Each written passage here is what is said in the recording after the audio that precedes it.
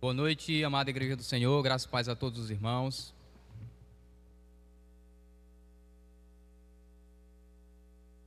Quero convidá-los a abrirem a Bíblia.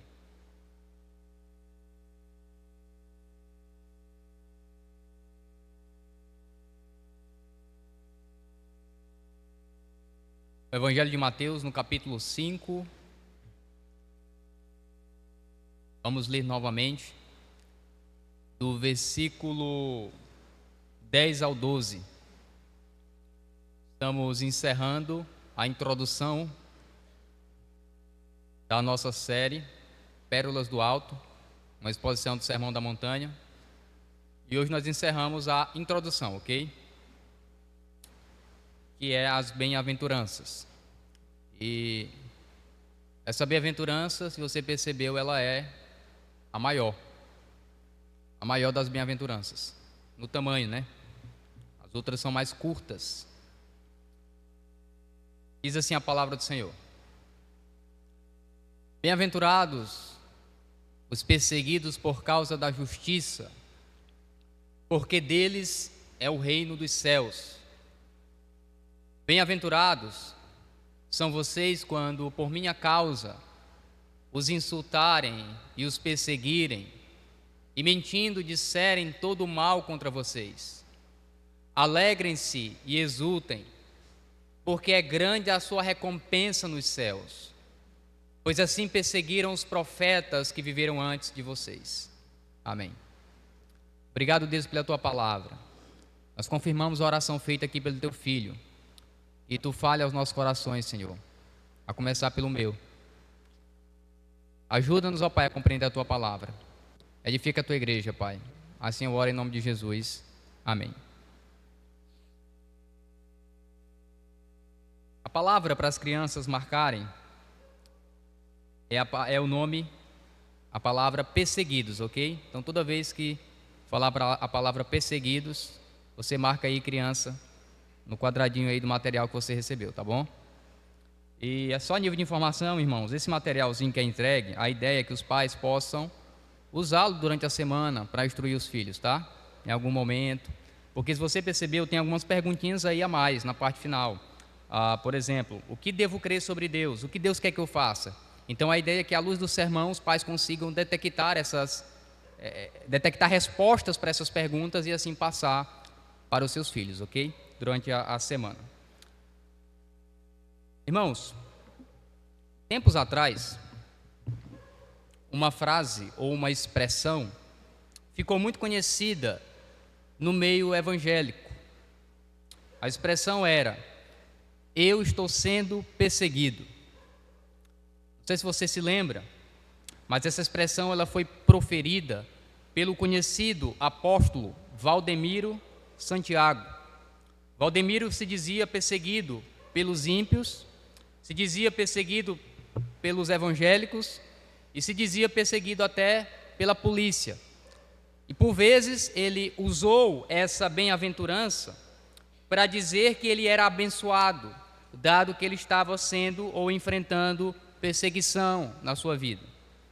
Olhando mais a fundo, irmãos, ficou claro que as perseguições que ele recebia era, em sua maioria, esmagadora, por conta de condutas erradas, de ilegalidades e de extorsão do dinheiro dos fiéis. A pergunta para nós é: seria sobre esse tipo de perseguição que Jesus nos fala aqui nessa bem-aventurança? Uma perseguição causada por coisas erradas que os cristãos praticam? Eu presumo que não. E aqui, queridos, eu quero fazer algumas considerações importantes sobre essa bem-aventurança da perseguição, antes de irmos diretamente para o texto, tá bom? A primeira delas é a seguinte: a razão pela qual as pessoas são bem-aventuradas é repetida aqui nesse verso. Os irmãos devem lembrar que toda bem-aventurança tem o chamado bem-aventurado e depois a característica, o caráter. Por exemplo, bem-aventurado os humildes de espírito. Então você tem ali a característica, a virtude, humildes de espírito, e depois nós temos a razão. Por que eles são bem-aventurados? Porque deles é o reino dos céus. Então vejam, Toda bem-aventurança, ela vai ter essa estrutura: o chamado bem-aventurado e depois a virtude. E curiosamente, se você percebeu na leitura, nesta última bem-aventurança é repetida a razão da primeira. Então, na primeira são bem-aventurados humildes de espírito, porque deles é o reino dos céus. E no verso 10, são bem-aventurados os perseguidos por causa da justiça, porque deles é o reino dos céus. Ou seja, há um começo e um fim que se conectam e definem a centralidade da razão das bem-aventuranças. E qual é a razão? Possuir o reino dos céus. Deles é o reino dos céus. Uma outra observação importante, igreja, sobre essa última bem-aventurança é aquilo que alguns comentaristas vão chamar de razão passiva e razão ativa.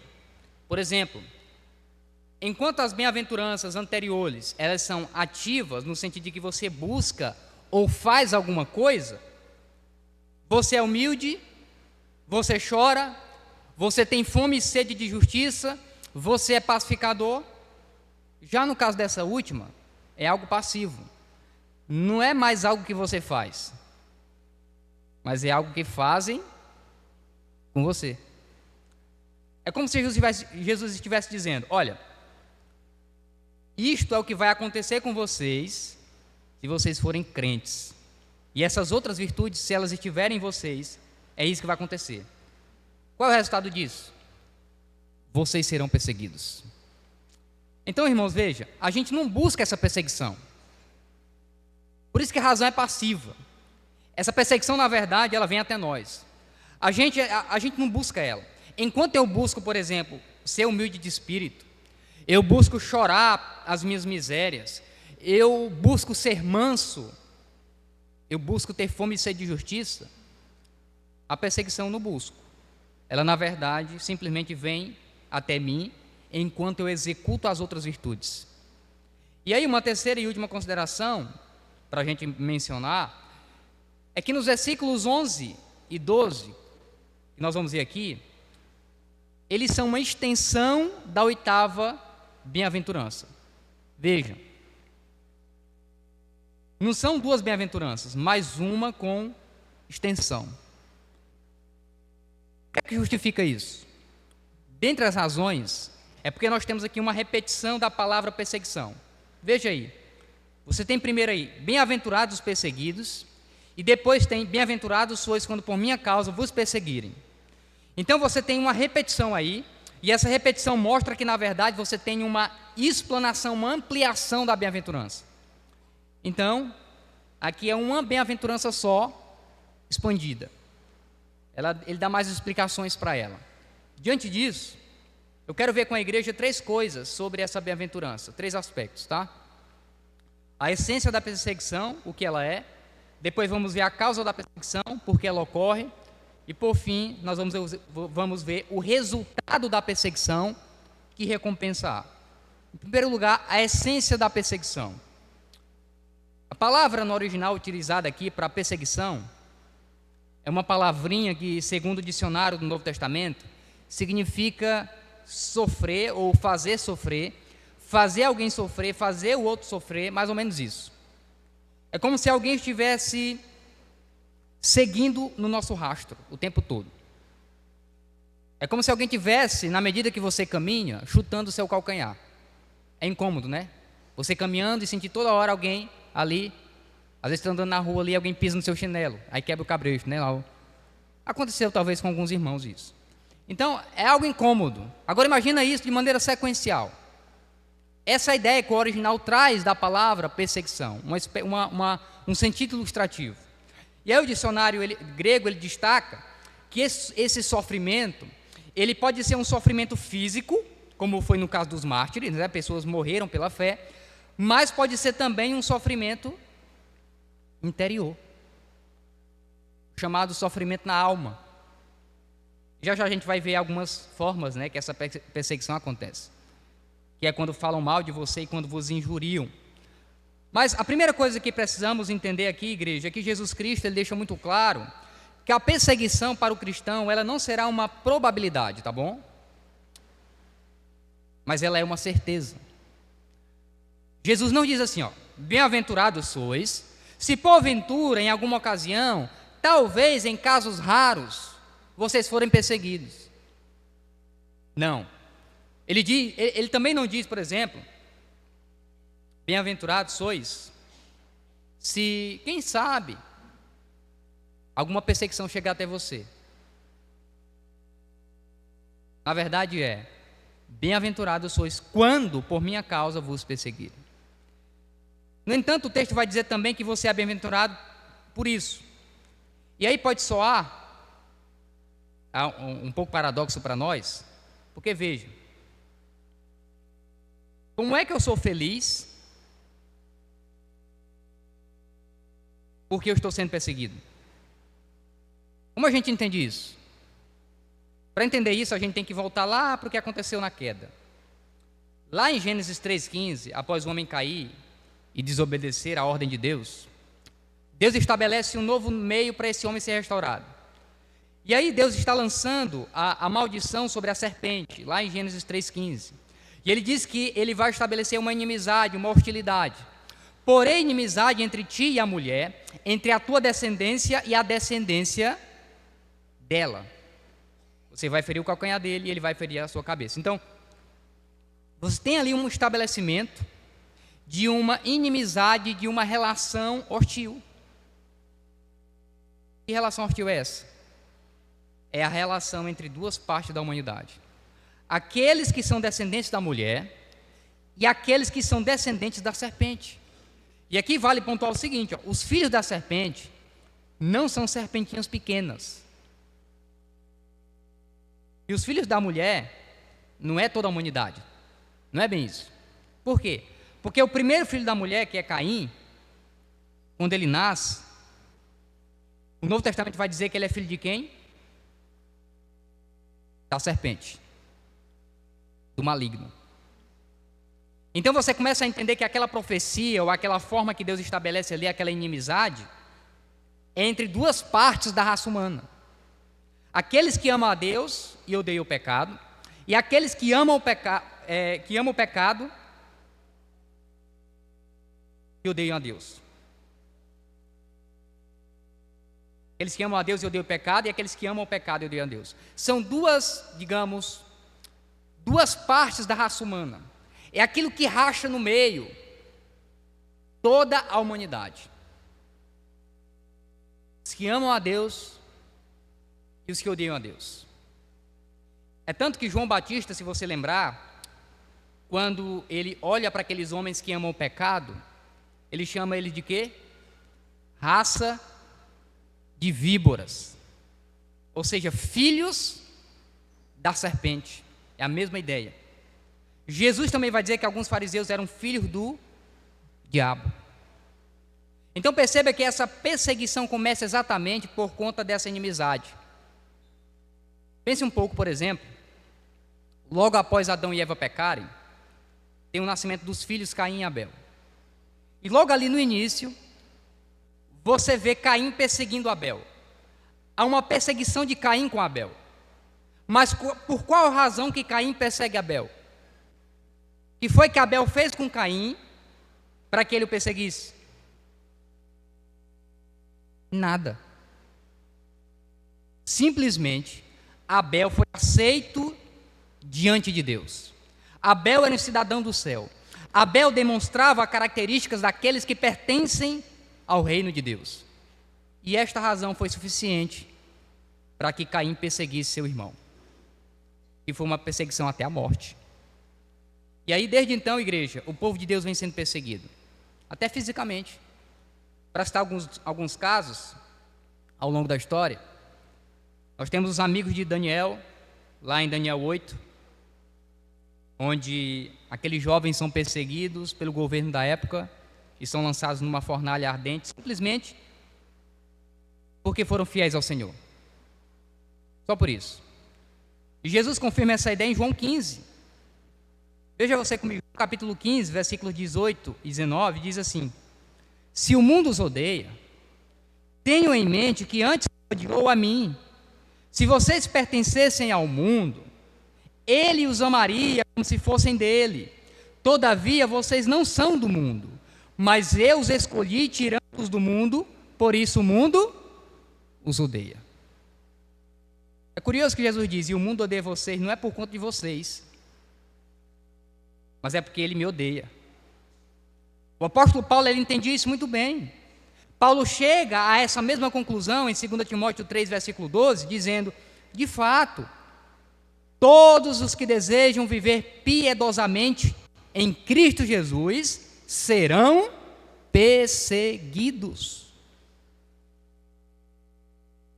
Sabe, irmãos, no mundo ocidental, nós que somos do Ocidente, é fato que nós sofremos perseguições, ok. Porém, nós não sabemos, ou melhor, nós sabemos muito pouco sobre perseguições físicas e radicais. Como, por exemplo, aquelas que acontecem em regiões da Indonésia, onde igrejas inteiras, elas são invadidas por um grupo de malfeitores. E eles espancam os crentes e algumas vezes abusam das mulheres, das jovens, e colocam fogo nos templos, porque eles não toleram os cristãos. Nós conhecemos muito pouco, meus irmãos, da perseguição que acontece, por exemplo, na China, quando para cultuar a Deus, os cristãos têm que entrar no ônibus e de alguma forma, fingir que eles estão fazendo um passeio turístico pela cidade. Mas enquanto eles estão naquele ônibus, eles podem cantar hinos, eles podem ler a Bíblia, e o pastor pode pregar para eles. É o único lugar onde eles têm para cultuar.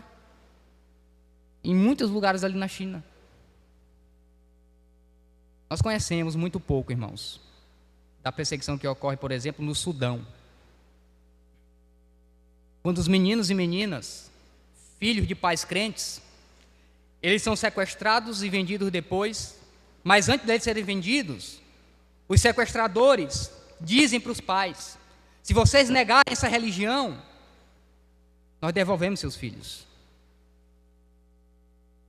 Nós não conhecemos muito da perseguição onde pessoas são mortas a tiros ou decapitadas em sequência, como se fosse gado. Tudo isso você pode encontrar em sites como o Portas Abertas, que descrevem a realidade dos cristãos em países de hostilidade extrema ao cristianismo. Mas além da perseguição física, que essa palavra denota, nós também temos a perseguição pela língua. Seria a perseguição que atinge a alma. E o nosso texto de Mateus faz alusão a ela de forma muito direta. Você vê aí, versículo 11. Bem-aventurados sois quando por minha causa vos injuriarem e vos perseguirem, e mentindo disserem todo mal contra vós.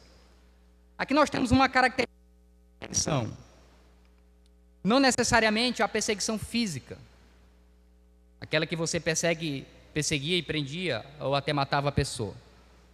Mas agora a gente tem uma perseguição por meio da língua, por meio das palavras. A primeira palavra aqui é injúria. Bem-aventurados sois quando por minha causa vos injuriarem. E a palavra no original aqui para injúria, traduzida por injúria, significa jogar algo na cara de alguém, maltratar com palavras vis, cruéis e escarnecedoras. Injuriar é exatamente isso, falar palavras, jogar na cara com o fim de fazer o outro sofrer. E aí a gente sabe que Cristo foi acusado de beberrão, foi acusado até de ser um endemoniado. O apóstolo Paulo também foi chamado de tagarela, de impostor, de falso apóstolo. Então a perseguição ela surge também, irmãos, quando as pessoas começam a falar mal de você. A perseguição pela língua.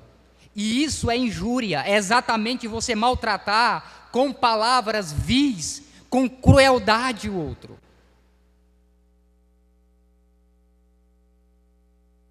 E evidentemente, há palavras que realmente alcançam a alma. Há palavras que conseguem ir mais fundo do que uma facada. Mas uma outra forma de perseguição também, inclusa nisso, é quando ele diz, e mentindo disserem todo mal contra vocês. A mentira, meus irmãos, essa daqui é a principal arma do diabo, porque o diabo é o pai da mentira. A Bíblia diz isso: a mentira é a negação, a ocultação e a alteração da verdade. E Jesus provou disso, porque mentiram muito e muito e muito contra ele. Então muitas vezes vão mentir para você, contra você. E as pessoas gostam de mentir para fazerem com que os cristãos sofram. Nero, por exemplo, perseguiu os cristãos usando a mentira. Ele tacou fogo lá numa cidade e mentiu dizendo que quem tinha tocado fogo foram os cristãos. Ou seja, a perseguição vindo por meio da mentira, por meio de uma informação falsa. Então, irmão, nem sempre a perseguição é física. Às vezes a perseguição é assim, e ela vai destruindo você com injúria, mentira e falando mal. Como o Tiago diz, a língua é fogo e veneno. Ela tem uma capacidade avassaladora para destruir. É como se fosse uma fagulha numa floresta. Você solta um pouquinho e logo tudo se alastra, provoca uma destruição total. Papagaio é complicado. A língua é como se fosse um veneno que mata rapidamente. E falar mal, as pessoas usam demais essa ferramenta para perseguir o crente piedoso. Então note, essa perseguição da alma é aquela que ataca a nossa identidade, meus irmãos. Essa perseguição da alma é aquela que desconstrói a nossa imagem na sociedade. E muitas vezes nos faz parecer com pessoas completamente tolas.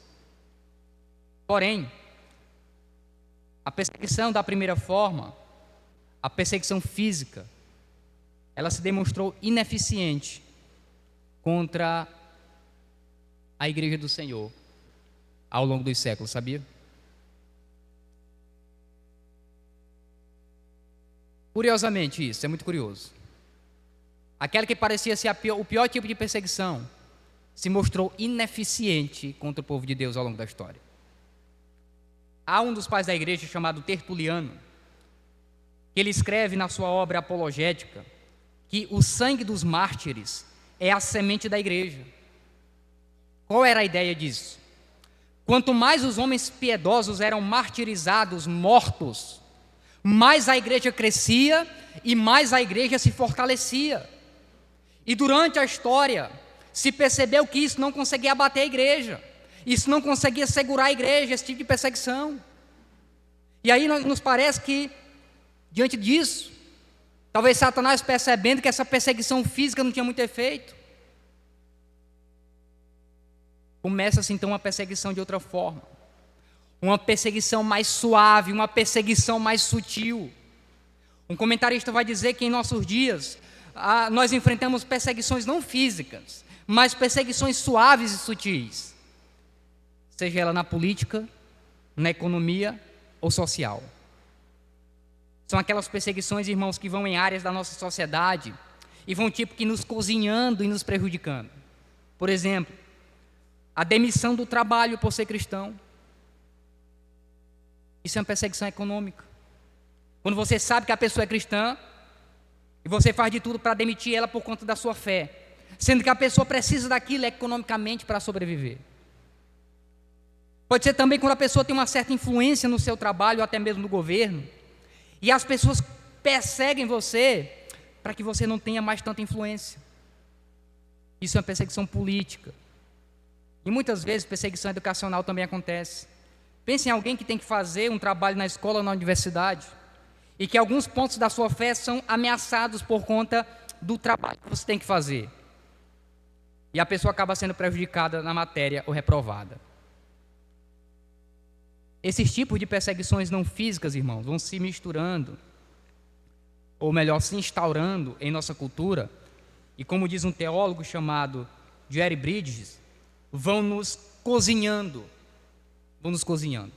E esse autor diz até que se você pegar um sapo e jogar ele na água quente, ele vai logo pular e sair dali. Mas se você pegar e colocar o sapo ali na água fria, e depois você for esquentando aquela água, o sapo vai cozinhando devagarzinho, ele vai ali até morrer sem nem perceber. É isso que está acontecendo em nossos dias com a perseguição que não é física. Os inimigos da fé, eles labutam fortemente para nos paralisar de maneira letal e sutil. Aquilo que a gente diz que é pecado, eles dizem não, não é pecado, é uma escolha, é uma opção. E as coisas vão cozinhando, e a gente vai então sofrendo isso, e muitos vão se entregando de pouco a pouco. Quantos já não saíram da igreja por razões desse tipo?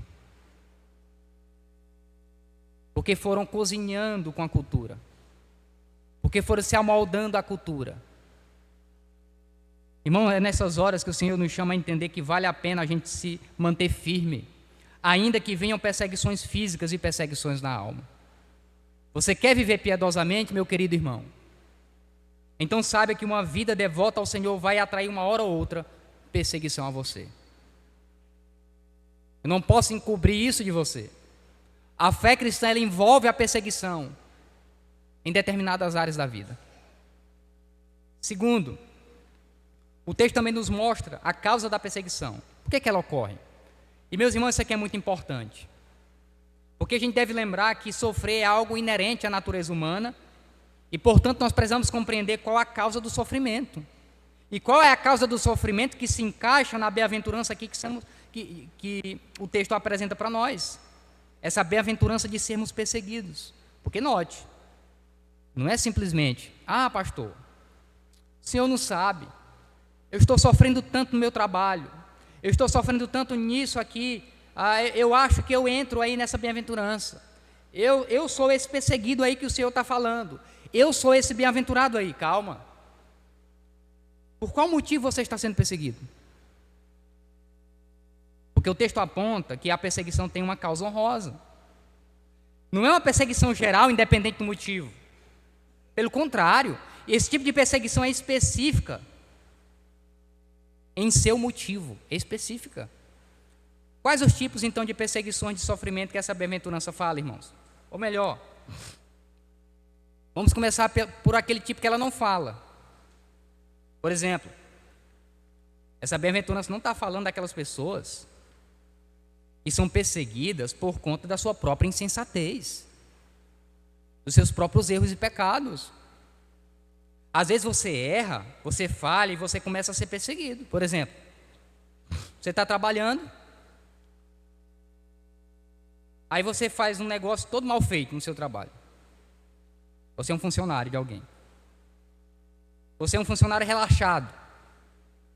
Aí você chega no trabalho e fica começando a entregar folhetinho na hora que é para trabalhar, matando a hora do trabalho. Aí o chefe começa a falar: por que você não está trabalhando? Aí você diz: não, é porque eu estou fazendo a obra de Deus aqui. E o Senhor está me perseguindo e por isso eu sou bem-aventurado. Irmão, você está sendo pago por um trabalho, para trabalhar. Então naquela hora do trabalho, você tem que trabalhar. Isso é justo. Isso é biblicamente justo. Quando você faz isso, de matar o horário de trabalho para entregar folhetos, você está sendo insensato. E aí sim você começa a ser perseguido por sua insensatez e coloca a sua perseguição na conta de Jesus. O texto não está dizendo assim: bem-aventurados perseguidos por causa de atitudes dignas de objeção, ou bem-aventurados os que estão encontrando dificuldade na vida cristã porque são indivíduos difíceis. Não é isso que o texto está dizendo. Ou bem-aventurados que estão sendo perseguidos como crentes porque lhes falta sabedoria. Não é disso que o texto fala. Então, muito cuidado quando você é perseguido por conta da sua própria insensatez. Talvez seja o momento de você refletir, agindo sabiamente, está agindo sabiamente ou não, diante das circunstâncias. Em segundo lugar, esse bem-aventurado aqui também não fala de uma perseguição oriunda de uma causa específica de um grupo, tá? Isso talvez aconteceu com muita frequência nos últimos anos no Brasil. Por exemplo, uma ideologia, uma visão política, entre outras coisas. Às vezes você tem uma visão política e você começa a ser perseguido por causa da sua visão política e você diz assim: eu estou sendo um bem-aventurado porque eu voto no X, eu estou sendo perseguido porque eu voto no Y. Estou sendo perseguido porque eu voto nisso, então sou bem-aventurado. Não é isso que o texto está falando. Você não pode confundir o que a bem-aventurança está falando com uma causa específica de um grupo, com uma luta por uma ideologia, por uma visão política. Luta entre outras coisas. Eu não posso confundir. Se você estiver sendo perseguido por isso, aí você tem que lidar com essa perseguição só. Porque essas coisas não entram na situação da perseguição que Jesus está falando. E o que entra então, pastor? Quais os sofrimentos dessa bem-aventurança? Primeiro, a expressão que aparece aqui no versículo 10 é: bem-aventurados os perseguidos por causa da justiça, porque deles é o reino dos céus. Então, a primeira causa legítima dessa bem-aventurança é quando as pessoas são perseguidas por causa da justiça. E aí é importante lembrar o que significa justiça no Sermão do Monte. Não é o que você pensa que é justiça no Sermão do Monte, é o que Jesus diz que é. Porque a palavra justiça, ela aparece várias vezes no Sermão do Monte.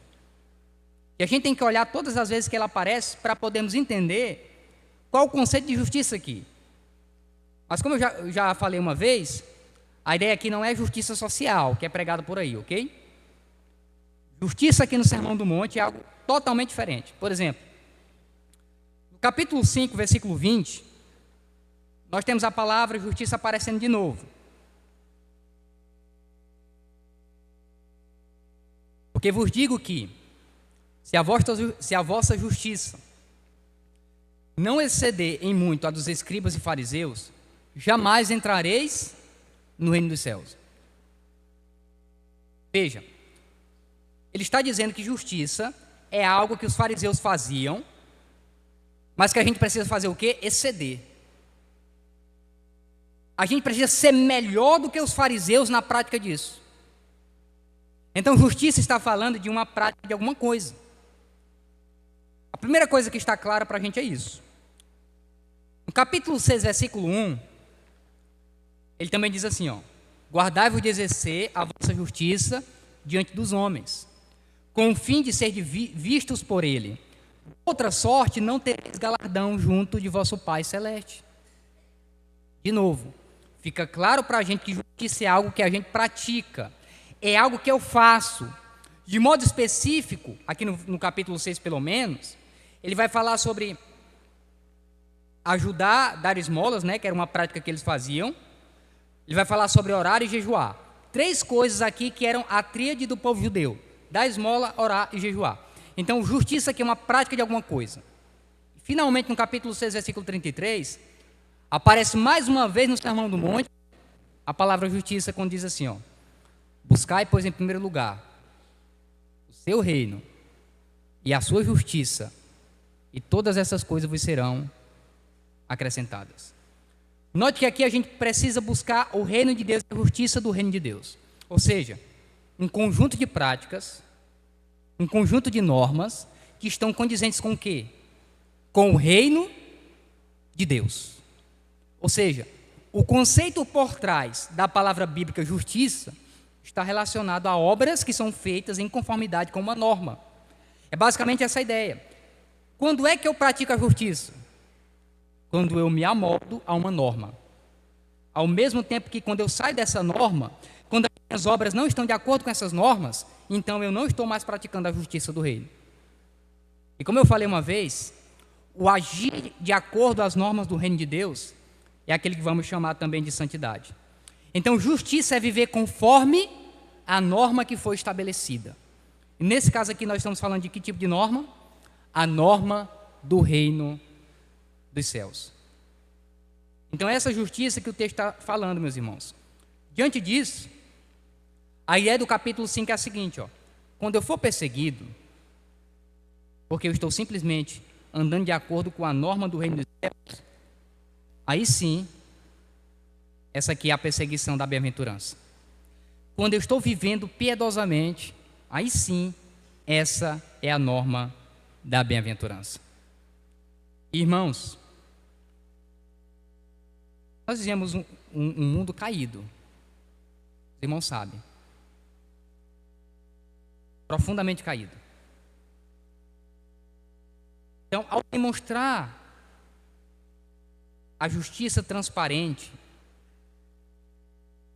genuína do reino de Deus, nós somos rejeitados e perseguidos por muitas pessoas. Basta simplesmente você andar de acordo com o reino, que a perseguição acontecerá. Não precisa você provocar ninguém. Só basta você andar em conformidade com a lei do Senhor, que isso automaticamente vai atrair. Por quê, pastor? Aí você tem que voltar de novo para Gênesis, porque existe uma inimizade entre os descendentes da serpente e a semente da mulher. Outra razão pela qual nós somos perseguidos é quando Jesus diz por minha causa. Ou seja, não só a nossa vida, né? Mas o nosso relacionamento com Cristo são causas de perseguição. John MacArthur, ele fala algo interessante sobre isso. Ele diz: o mundo não odeia o cristão, mas odeia a justiça e odeia o Cristo que está nele. Interessante isso. O que ele está dizendo? Não é você em si, é o Cristo que vive em você. É o Cristo que regula a tua vida. É o Cristo que guia a tua vida e causa ódio das pessoas em relação a você. Jesus, ele é singularmente odiado pela sociedade. Você já prestou atenção nisso? Ah, pastor, mas as pessoas, elas se lembram do Natal. Na verdade, eu acho que Jesus ele é muito amado. Sim, mas elas não se lembram do Natal por causa de Jesus. Elas se lembram do Natal por causa do comércio, por causa dos presentes, da festa, da cachaçada, da bagaceira. É por isso que elas lembram do Natal. A verdade é que Jesus, de maneira singular, é odiado no mundo em que nós vivemos. Aceite isso, meu irmão. Aceite isso. Pastor, mas existem alguns movimentos políticos que eles parecem que são assim próximos de Jesus, que eles falam de causas sociais, que Jesus ele acolhia as minorias. Essas pessoas têm uma visão distorcida de Jesus.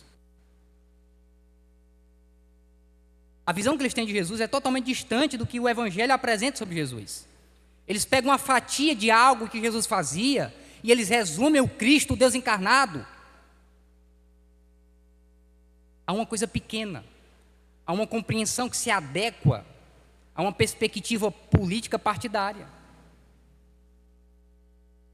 As pessoas da nossa sociedade, elas preferem acreditar em duendes, elas preferem acreditar em ETs, em teorias da conspiração, elas preferem acreditar no poder do chá do santo daime, em disco voador, do que acreditar em Jesus.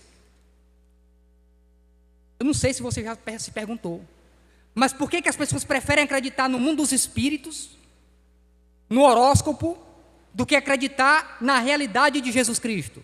É simples, irmãos. É porque as reivindicações que Jesus fez a seu respeito, elas são reivindicações radicais. Se a pessoa acreditar em Jesus, a vida dela tem que mudar completamente. Jesus disse: eu sou Deus, então o que eu digo é divino, o que eu falo está acima do que qualquer autoridade humana. As minhas palavras, elas têm poder para transformar uma vida por completo. As palavras do presidente dos Estados Unidos, elas são verdadeiras ou falsas, não traz muita implicação para a minha vida, para o meu cotidiano. Mas as palavras de Jesus Cristo, se elas são verdadeiras, traz uma mudança significativa em todo o sistema de crença do meu pensamento, na minha conduta, em tudo que há. Eu não conseguirei mais viver como eu vivo se eu admitir que Ele é Deus, que Ele é Senhor e que Ele é o único Redentor. É por causa disso que as pessoas odeiam tanto a Cristo.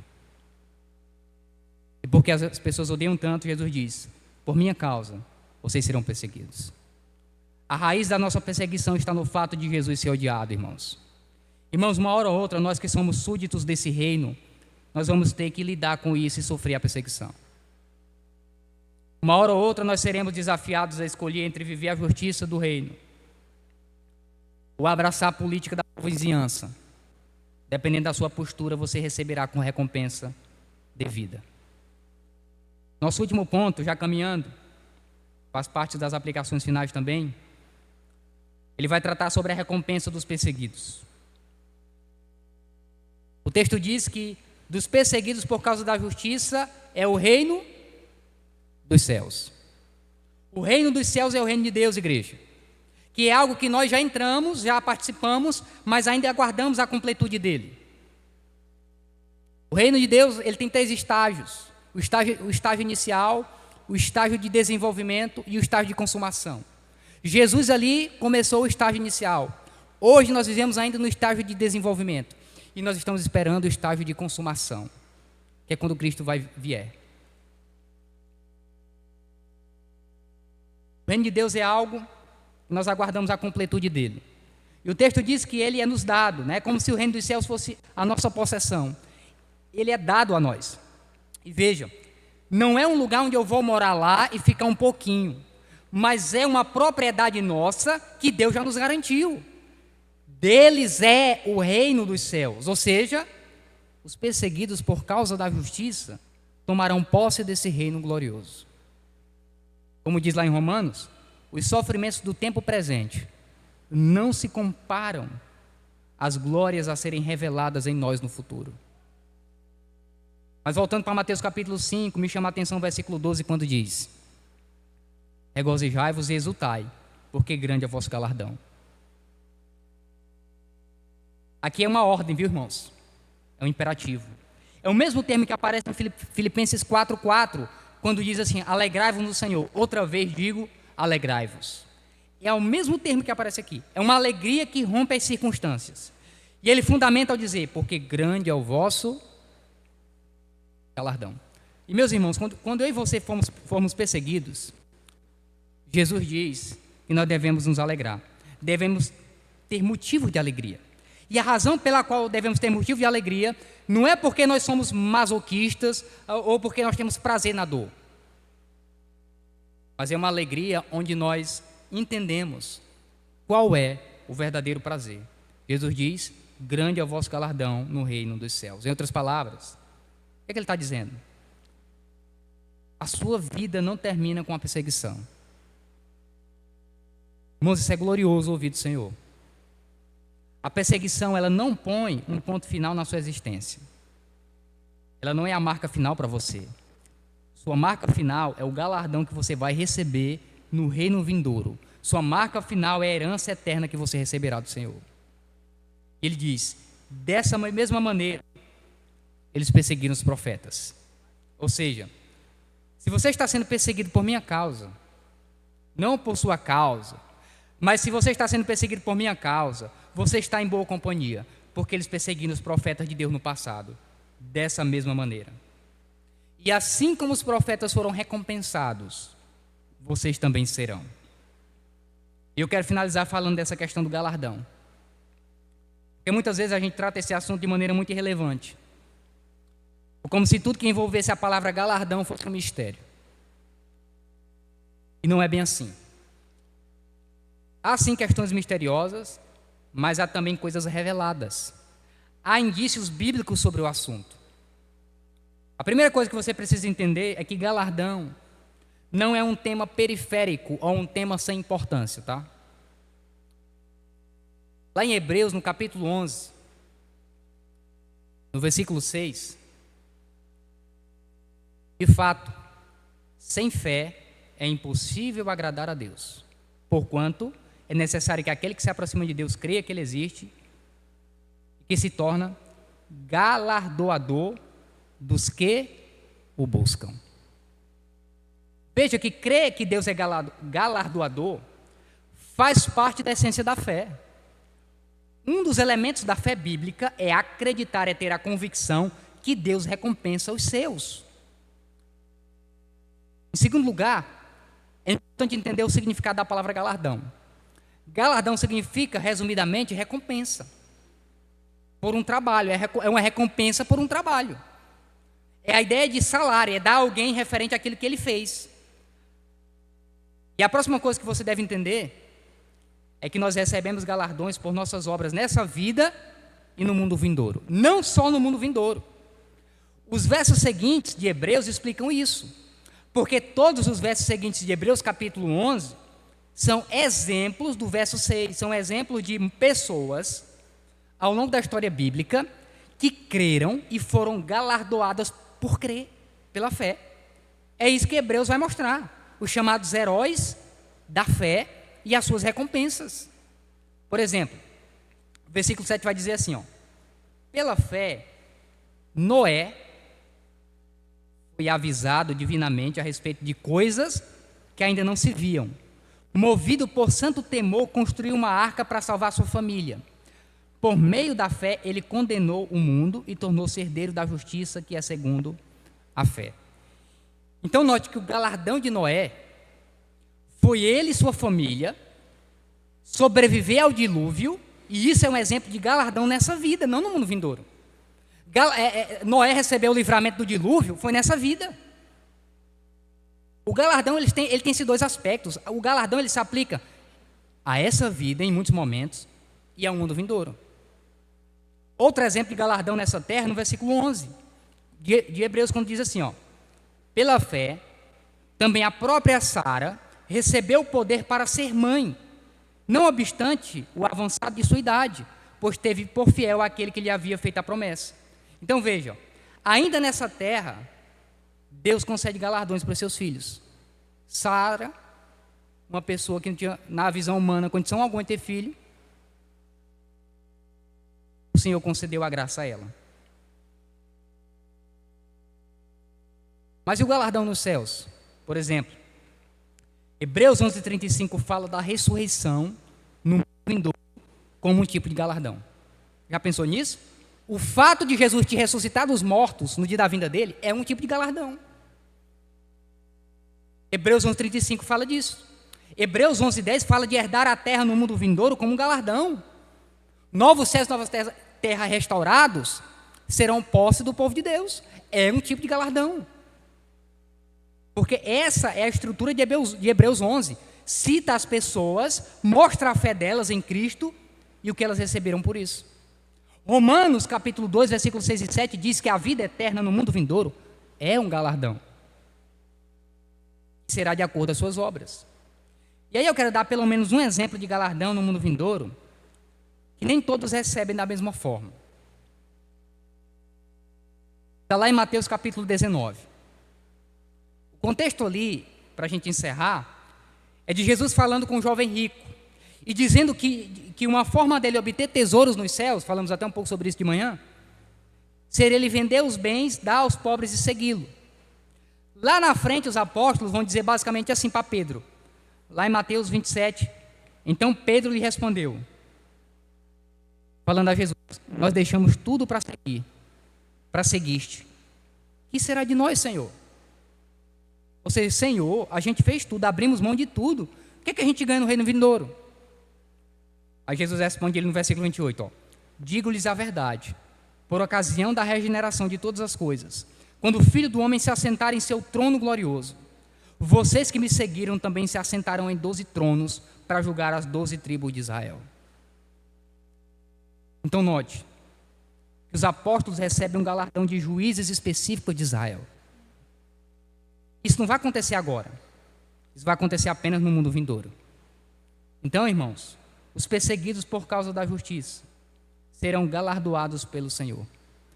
A gente não sabe tudo exatamente sobre o que é galardão no mundo vindouro, mas sabemos que o Senhor nos recompensará, não pelo nosso mérito, mas pelos méritos de Cristo Jesus. Por isso, se há alguém aqui entre nós hoje que tem enfrentado algum tipo de perseguição, quer seja na família, quer seja no trabalho, quer seja na escola, em qualquer ambiente que seja, você tem sofrido perseguição por causa da justiça do reino de Deus, se alegre, meu irmão, porque grande é o vosso galardão, grande é a recompensa que o Senhor lhe dará. Se alegre.